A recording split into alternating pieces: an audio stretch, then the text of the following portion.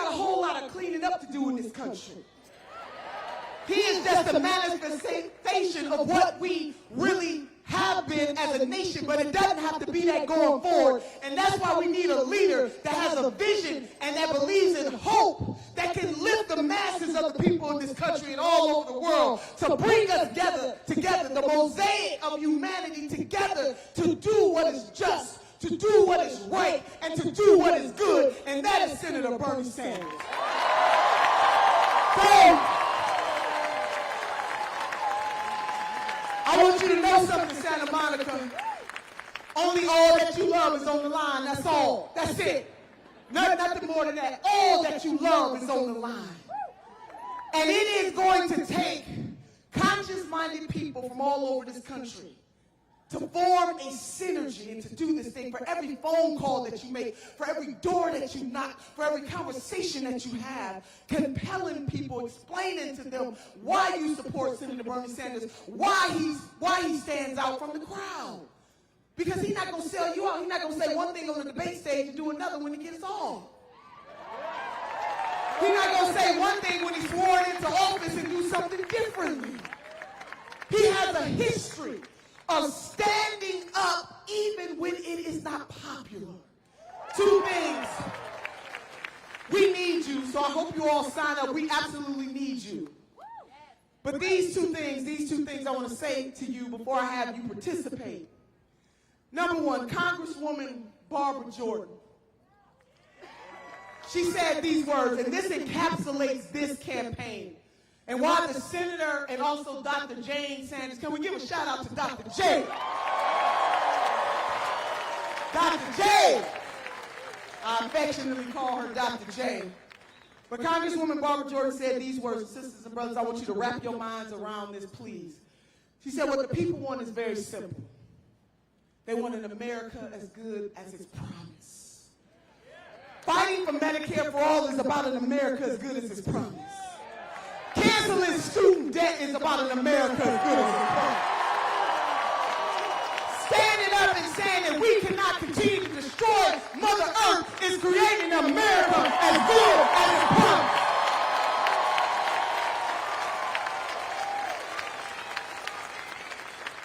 Saying that we didn't bat an eye when we bailed out Wall Street, but folks want to ask some questions and get dazzled by dumb when it comes to investing in Main Street. It is about creating an America as good as its promise. And guess what? You deserve an America as good as its promise.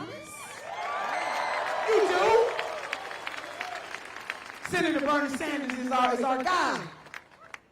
And then in the words of the Reverend Dr. Martin Luther King Jr., which I think encapsulates the senator. He doesn't talk about himself a lot, as we all know this, but he is a champion. The Reverend Dr. Martin Luther King Jr. said these words. He said, the true measure of a man is not where they stand in times of comfort and convenience. See, it ain't where you are when everything is going okay, or when you already see where the winds are shifting, so you shift too. The true measure of a man is where they stand in times of controversy and challenge. Check the record. Hashtag receipts.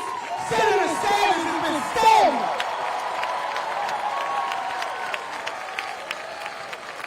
The true measure of a man. And for a time such as this, we need that kind of leadership. So ignore these folks. Because there is no power on the face of this earth that is stronger than a conscious-minded people on the move. We got to be about the business, looking straight ahead and doing all that we can collectively to get him elected as the next president of the United States of America. We're going to do this, baby. We're going to do this. So can you do something for us, sister? I'm feeling all kinds of ways right now. Can you raise one hand for yourself? And I mean that for you, because you deserve to live a good life. And can you raise one hand for somebody else? That symbol of your two hands means that we understand that we are in this for ourselves and we are in this for somebody else. You are raising your hand for somebody else who cannot raise a hand. We are standing in the gap for our sisters and brothers. So with these hands, we will have Medicare for all. With these hands, we will have college for all. With these hands, we will reform a criminal justice system that is crooked to the core. With these hands, we will have humane immigration reform.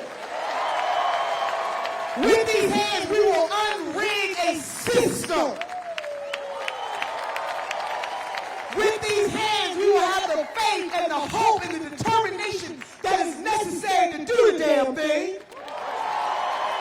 And with these hands, raise them up high, sisters and brothers. With these hands, we will elect Senator Bernard Sanders, the next president of the United States of America. With these hands, baby.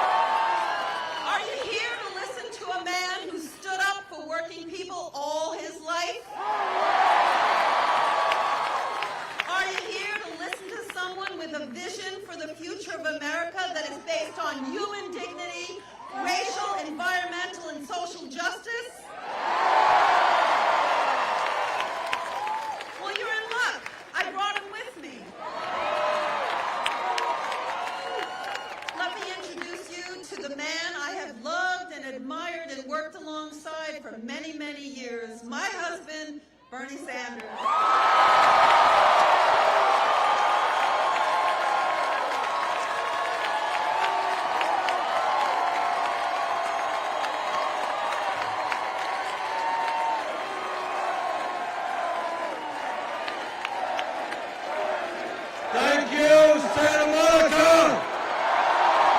Oh. You know, I thought that there was an earthquake inside there. You are a loud audience.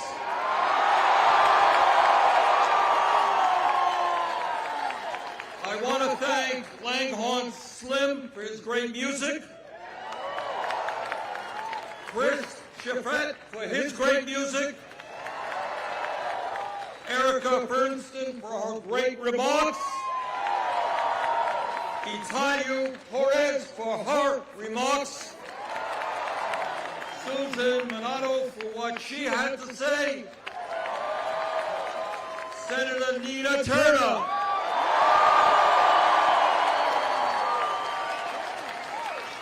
And the next First Lady of the United States, Jane Sanders.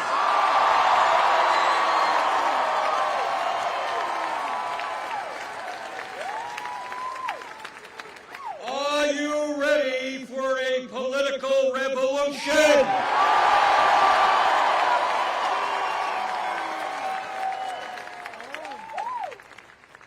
I'm here tonight to ask of you several important things. Number one, I need your help. Suddenly everybody is very quiet. You've got me nervous here.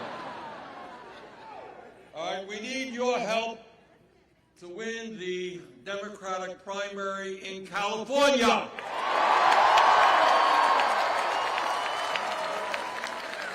I think we are going to win in Iowa and New Hampshire.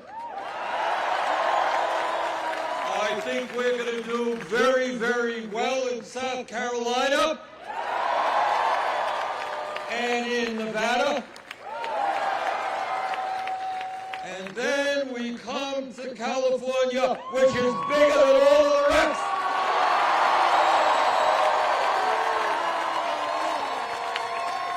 So I think it is a fair statement to make that the candidate who wins here in California is going to win the Democratic nomination. And with your help, let's do it.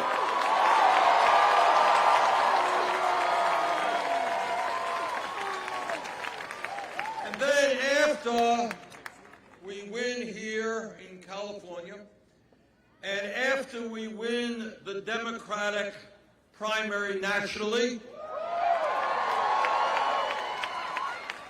then together we are going to have the historical opportunity to defeat the most dangerous president in the history of this country.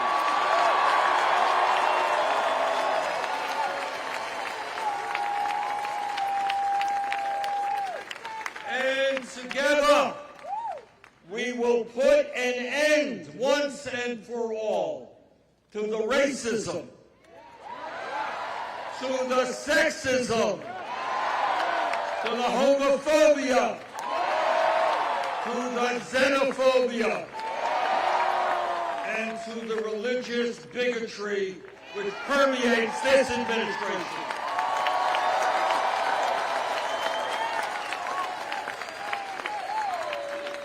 Now, Trump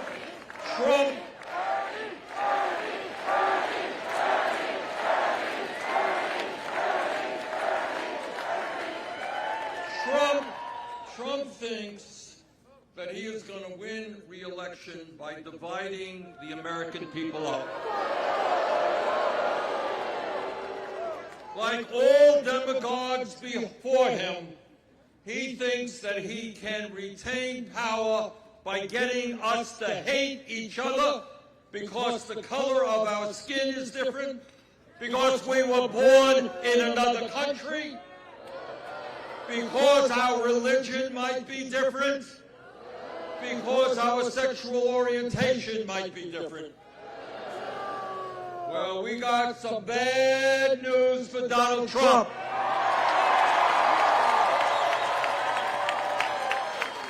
We ain't falling for that demagoguery. What this campaign is about is exactly the opposite of what Trump is trying to do. He wants to divide us up. We are bringing people together.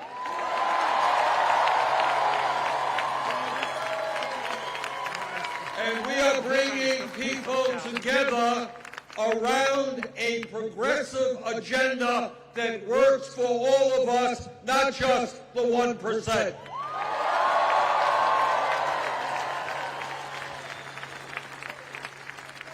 So I'm asking for your help to win the nomination and to defeat Donald Trump, but I am asking uniquely of all of the campaigns out there something even more of you.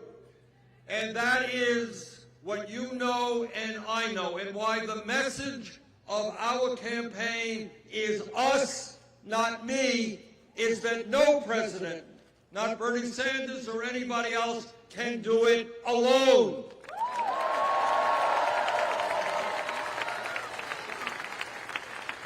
What this campaign understands is that real change always, always, always takes place from the bottom on up, not from the top on down.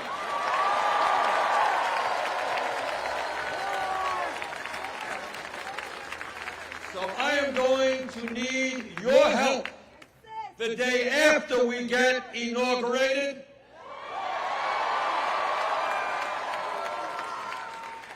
going to need the help of tens of millions of people who are prepared to stand up to the greed of Wall Street.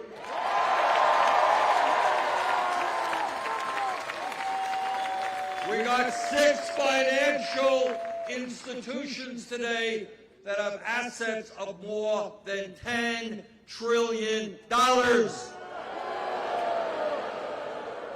I don't want you to tell anybody, but we're going to break those financial institutions up.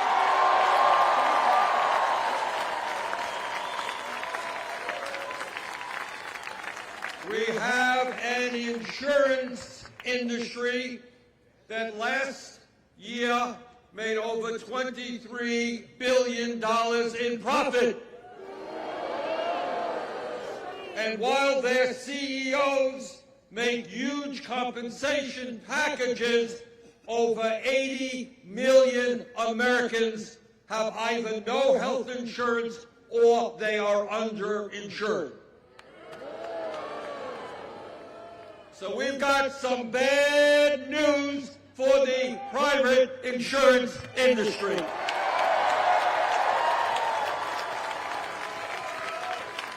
Whether they like it or not, this country is going to join the rest of the industrialized world. We are going to pass a Medicare for all single-pay program.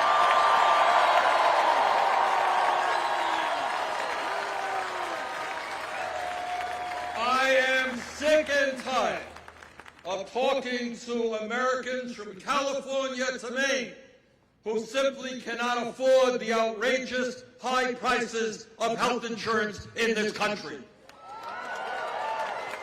I am tired of talking to doctors who tell me that they lose patients because by the time their patients walk into their office, it is too late because they delayed going into the doctor's office because they had no health insurance or they were underinsured. I am tired of talking to families who have suffered bankruptcy because a family member ended up in the hospital with a bill of a few $100,000 that family could not pay. Health care is a human right, not a privilege.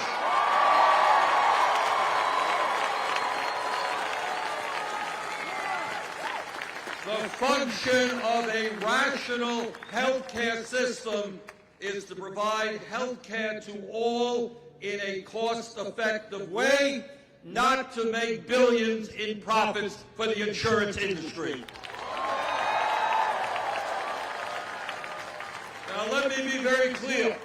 The insurance companies will spend hundreds of millions of dollars to protect their profits. There will be ugly ads on television telling you Bernie Sanders wants to do this, that, and the other thing. But understand, those ads are paid for people whose greed is destroying the lives of millions of Americans.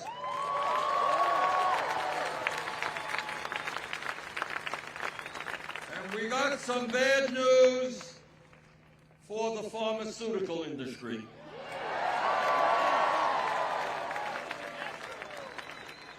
And that is that at a time, and this is how dysfunctional this healthcare system is. 1 out of 5 Americans today who go to the doctor because they're sick, and the doctor writes out a prescription, 1 out of 5 of those patients cannot afford to fill that prescription. In a couple of days on Sunday, I'm taking a group of folks who are dealing with diabetes. And we're going from Detroit, Michigan to Windsor, Ontario. And the reason we are going to Windsor, Ontario is to allow these folks with diabetes to buy insulin at 1/10 of the price they're paying in the United States.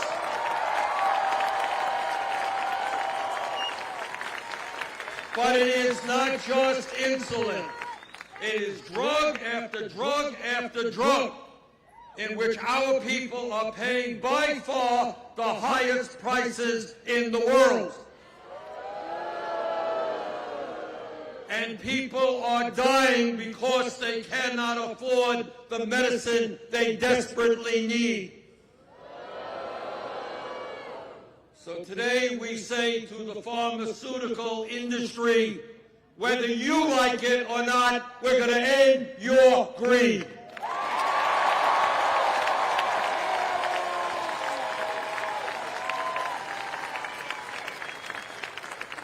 And under Medicare for all, no American will be paying more than $200 out of pocket for all the medicine that they need.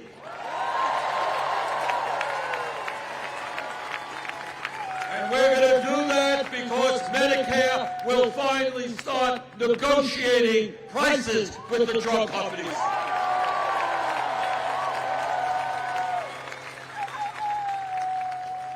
And today, we say to the fossil fuel industry,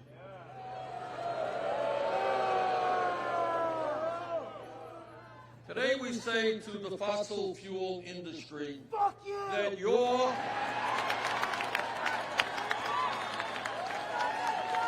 that is one way of saying it. Not exactly the way I was going to say it. But you know, when we talk about the greed of Wall Street, when we talk about the greed of the insurance companies, when we talk about the greed of the pharmaceutical industry, we also have to talk about the insanity of what's going on with the fossil fuel industry. These people in the fossil fuel industry are not stupid. They understand exactly what they are doing.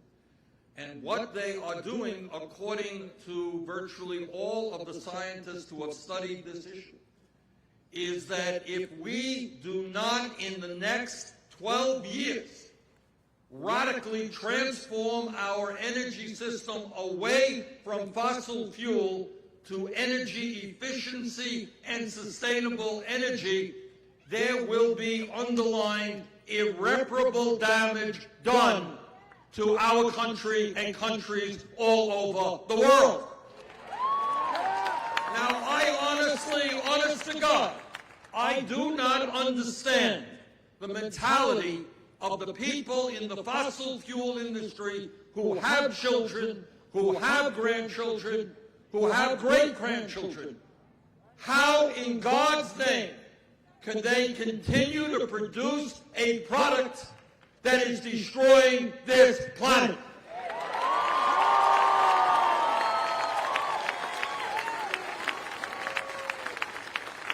I don't have a lot of confidence that they are going to develop a moral sense of decency. I don't have a sense that they will put the future of the planet in front of their short-term profits. But whether they like it or not, we are together going to save this planet.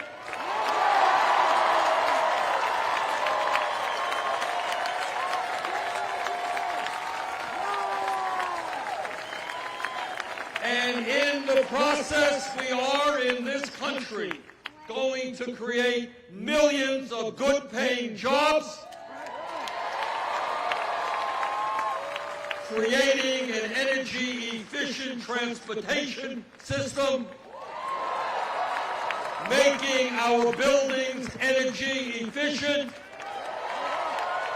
and moving aggressively to sustainable energies like solar, wind, and geothermal. But all of you know that climate change is not just an American issue. Climate change is a Russian issue, it is a Chinese issue, it is an Italian issue, it's an African issue, it's a Latin American issue. It is a global issue. And let me tell you what I intend to do with your help as President of the United States. And that is, now I don't know if we can do this or not. I don't want to make a false promise, but I do want to tell you what I intend to do. And that is to tell the countries of this world that instead of spending $1.5 trillion every single year on weapons of destruction designed to kill other people,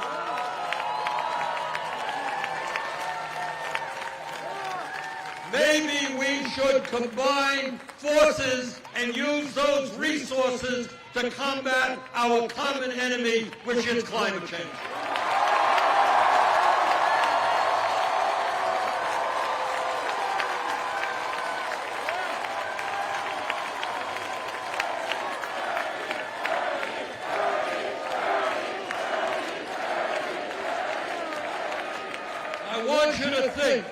I want you to think big. Think about a world in which young people all over this planet are working together in trying to save the planet for future generations. But our challenge is not just insurance and health care. It's not just the high costs of prescription drugs. It is not just the impending disaster we face on this planet because of climate change. We have also got to have the courage to do what the media will not do, what politicians in Congress will not do, and understand that in a very significant way, this country is moving toward an oligarchic form of society. And I'll tell you what oligarchy is about. What oligarchy is about, and you won't see it on CBS or NBC or ABC tonight. But what oligarchy is about is 3 people in America owning more wealth than the bottom half of the American people. 3 people own more wealth than the bottom half, and in America tonight, 500,000 people will be sleeping out on the streets. The time is long overdue for us to get our priorities right. And our priorities are an economy and a government that works for all of us. And not just the 1%. And when we talk about an economy that works for all, we talk about a revolution in education. This is the wealthiest country in the history of the world, and yet we have a child care system which is an absolute embarrassment. All over this country, working families are unable to find good quality, affordable child care, and child care workers are paid starvation wages for the important work they do. So I say to the politicians out there who give speeches about how much they love America, if you love America, you love the children of America.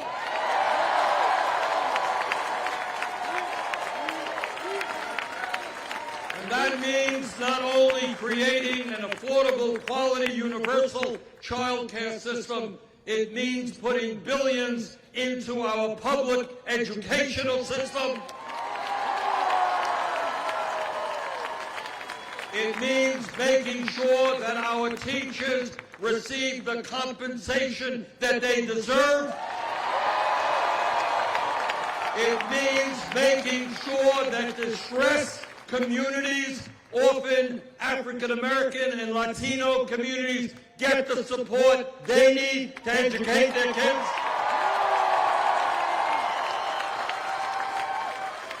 And I'll tell you what else an educational revolution means.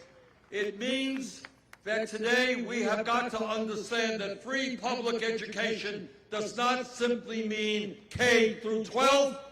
We have got to make public colleges and universities tuition free.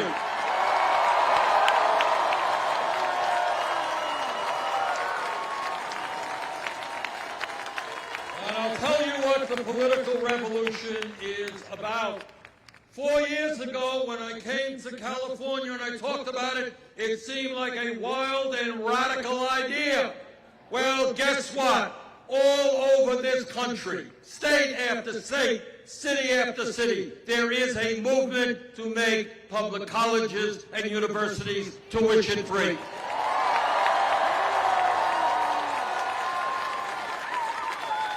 And we've got to do something else. Got to do something else. And that is, we have got to cancel student debt in America.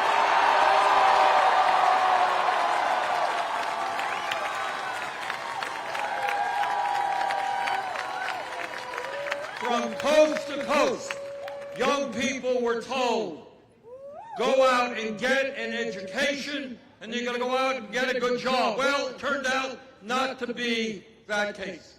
Turned out that young people left school $50,000, $100,000 in debt. If you went to graduate school, $200,000, $300,000 in debt. And it turns out that the decent paying jobs were not necessarily there. I am tired of hearing from young people who say, Bernie, I can't get married and have kids because I have this oppressive student debt weighing me down. Can't go out and get a home. Can't go out and get a car. If this country could bail out the crooks on Wall Street,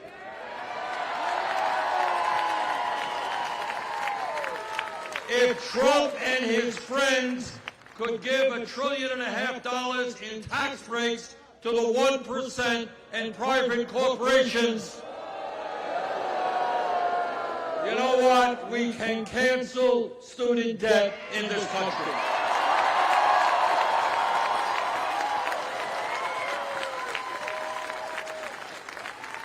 Four years ago, when I came to California, I made the very radical suggestion that if somebody worked 40 hours a week, that person should not live in poverty. And I made the point that all over this country, we had people working for starvation wages, $8, $9, $10 an hour.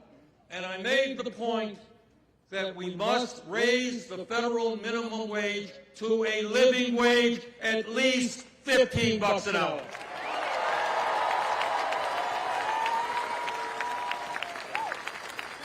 Well, 4 years ago, that was a radical idea. But because of very courageous working people, the Fight for 15, people in the fast food industry who stood up, and they went before the American people, and they said, we cannot make it on $9, $10, $11 an hour. We can't feed our families. We can't pay the rent. And then consciousness in this country began to change. And here in California and all over this country, we see state after state raising that minimum wage to $15 an hour. And 2 weeks ago, the United States House of Representatives voted to raise the federal minimum wage to $15 an hour.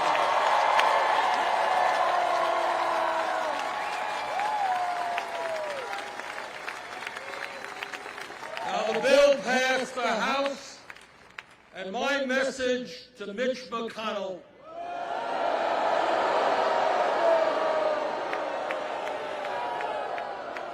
you know who Mitch McConnell is.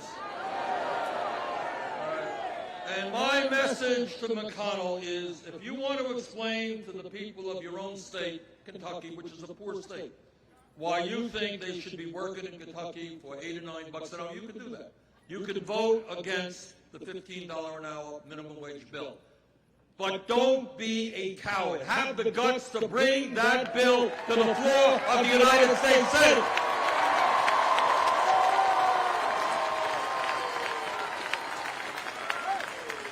And if you bring that bill to the floor, you know what? I think the American people all over this country will make it clear that we're going to end 7.25 starvation wages, that we will raise that minimum wage to a living wage of $15 an hour.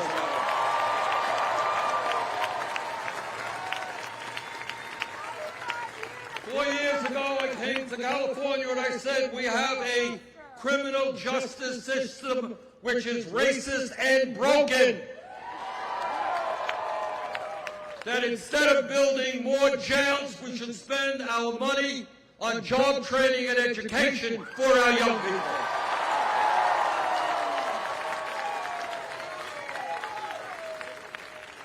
And I said then that we should end the disastrous war on drugs. Well, 4 years ago, that appeared to be a radical idea. Guess what? Ain't so radical today.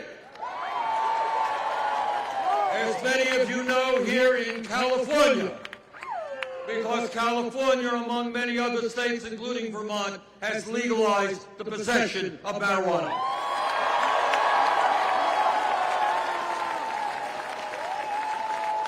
But we have a lot further to go. And that means we have to deal with the reality today that there are hundreds of thousands of Americans in jail tonight for the crime of being poor and not being able to afford cash bail. And together we are going to end cash bail in America.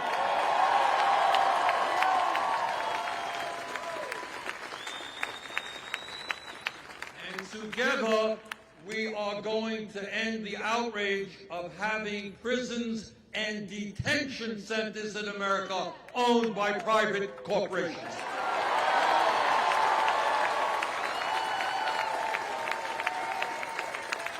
This is the wealthiest country on earth. We should not and will not have more people in jail than any other country on earth. We're going to end mass incarceration.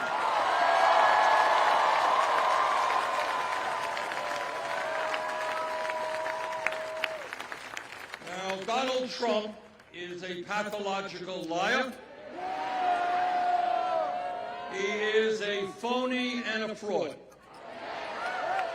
But one of the ugliest things that he is doing is demonizing millions and millions of undocumented people in this country.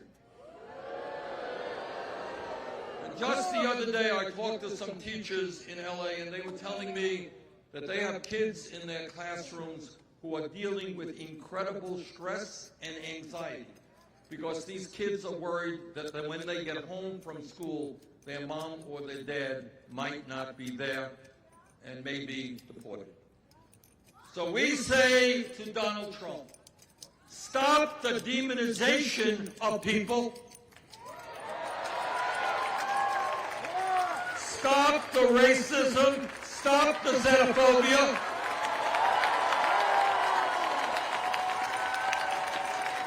And together we are going to finally pass comprehensive immigration reform and a path toward citizenship for the undocumented.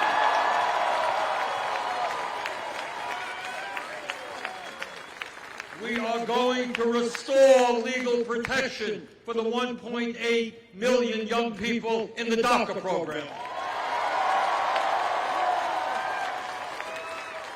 And we will develop a humane asylum program at the border. America is not about snatching babies from the arms of their mothers. America is not about criminalizing a mother and daughter who walk 1,000 miles to escape violence and poverty. And I'll tell you what America is also not about. America is not about politicians telling women what they can do with their bodies.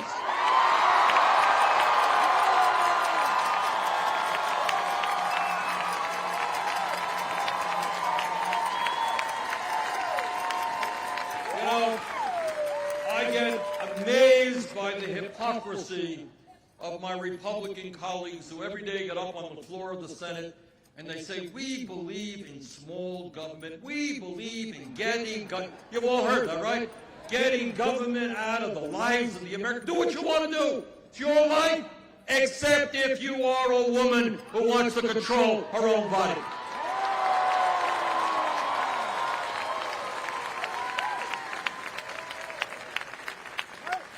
So let me tell you where I think we are as a nation politically. It goes without saying that we have got to do everything that we can to defeat Donald Trump. That goes without saying. But we have got to do more than that. We have got to take a deep breath and understand something that we don't talk about very much as a nation. And that is, what are the economic rights of human beings? What are we entitled to as human beings? You know, way back in 1944, Franklin Delano Roosevelt gave a speech. And what he said is, you know, we got a lot of political freedoms in America, freedom of religion, freedom of to vote, freedom of assembly, and all that, Bill of Rights. But what we don't have, this is back in 1944, are fundamental economic rights.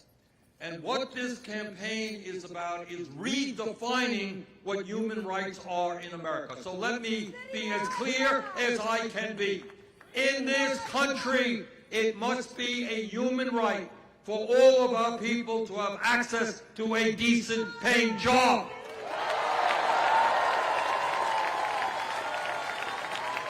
And God knows there is enough work to do, rebuilding our infrastructure, transforming our energy system, taking care of our elderly, taking care of our kids, and having the best education system in the world. A lot of work there.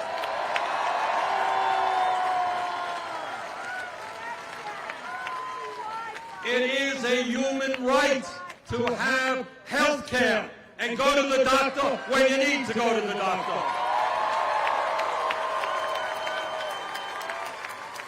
It is a human right to have quality education and be able to get all the education you need regardless of your income. And here in California and all over this country, it is a human right to have affordable housing.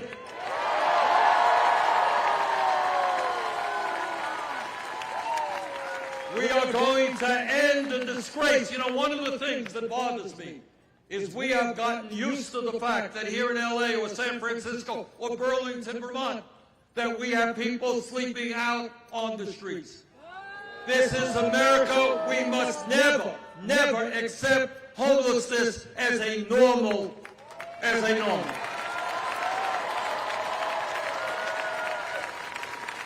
that is why together we will build the millions of units of affordable housing this country desperately needs.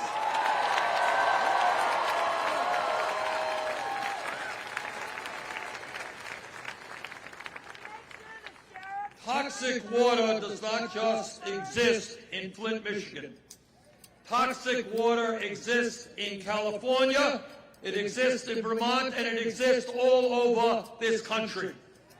We are going to rebuild our infrastructure so that every American who turns on that faucet knows that the water he or she drinks is clean and healthy.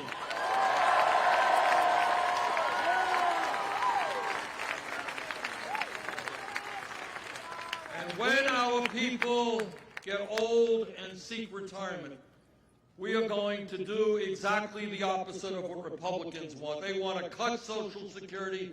We are going to expand Social Security benefits.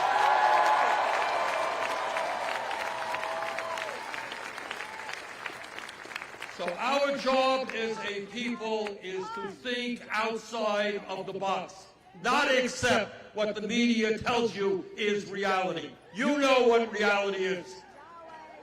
You know what we can do as a country. This is the wealthiest country in the world. We should not have 40 million people living in poverty. We should not have more income and wealth inequality than at any time since the 1920s.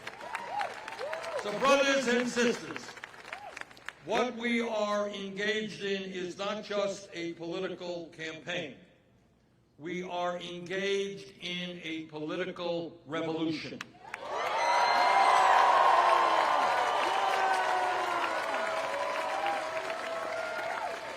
And that revolution is taking on the incredibly powerful corporate interests that to a very significant degree control the economic and political life of this country. And I'm talking about Wall Street and the insurance companies and the drug companies and the fossil fuel industry and the military-industrial complex.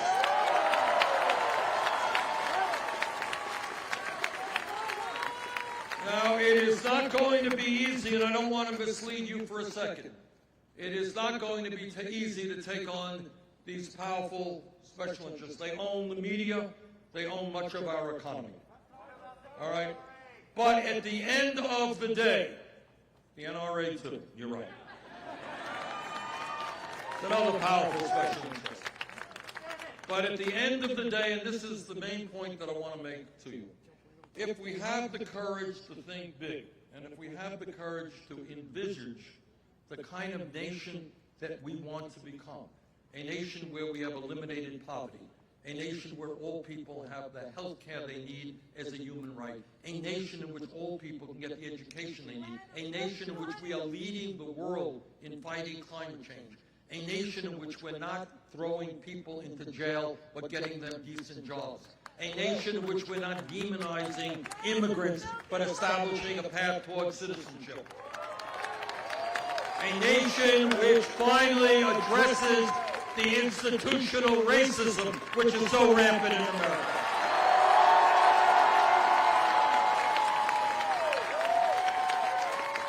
This is not utopian dreaming.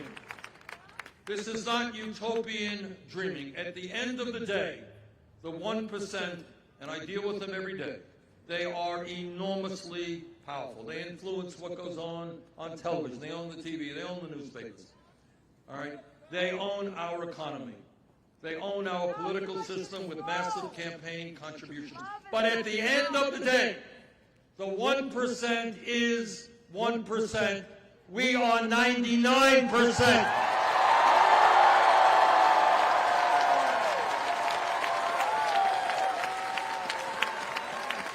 And if we stand up and do not allow Trump and his friends to divide us up, if we keep our eyes on the prize of creating the kind of humane society we can become, if we are prepared to get deeply involved in the political process,